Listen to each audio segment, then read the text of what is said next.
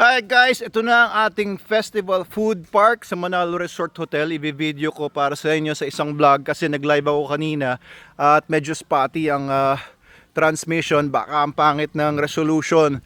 Kaya ito, yan yung bagong entrada natin. Doon ako galing sa pavilion, nag-CR. Kapag mag-CR muna kayo, dyan kayo pwede gumamit ng CR. Sa likod ng pavilion, doon po yung cafe natin. Nandito yung playground natin. Nasa likod lang po yung swimming pools and yung hotel area with 12 rooms. Nandun naman po. Nandun po yung office ng Manalo K9 and office ng resort sa likod nitong mga puno na to. Yung ating viewing deck and yung Manalo K9, mga dog training, nandoon naman po sa likod yung mga kennels. So ito yung magiging bagong entrada ng Manalo Resort Hotel and Food Park. Ayan. Kita nyo naman itong pond naman natin dito. At ayun yung overlooking view natin ng Laguna Lake.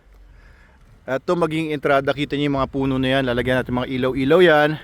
Tapos dyan, dati may tree house dyan, pero inalis na natin. Ang pangit na kasi, luma na. Gagawin natin mas bago para pwedeng Instagrammable.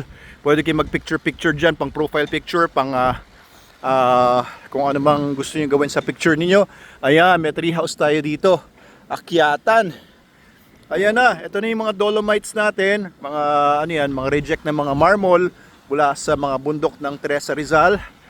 Ayan, ikakalat natin dito para hindi magputik, at the same time maganda, di ba? Parang beach, parang Boracay ang dating ng ating terrain dito. Ayan yung ating bulldozer, kinikinis lang naman, nililinis yung buong area. Ayan, para maganda. At ito na yung ginagawang natin, bagong Manalo Cafe and Resto Bar na outlet. Ayan, may CR dyan, lalaki, babae, meron dyang lababo sa harapan. At ito may mga na dito, mga poles na dito para sa mga ilaw. Ayan, hahali-hali natin yung mga ilaw dito. Ayan, lalagyan din natin yung puno na yan ng mga ilaw.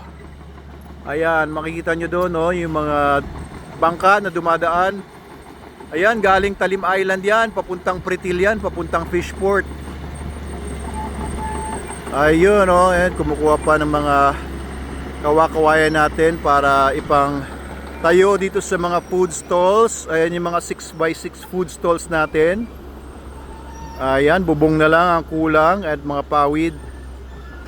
Ayun, ganda ng pagkakagawa nila. Ayan, and of course, ang oras ngayon ay 2 o'clock. Medyo matarik yung araw. Kaya dito tayo sa may banda dito.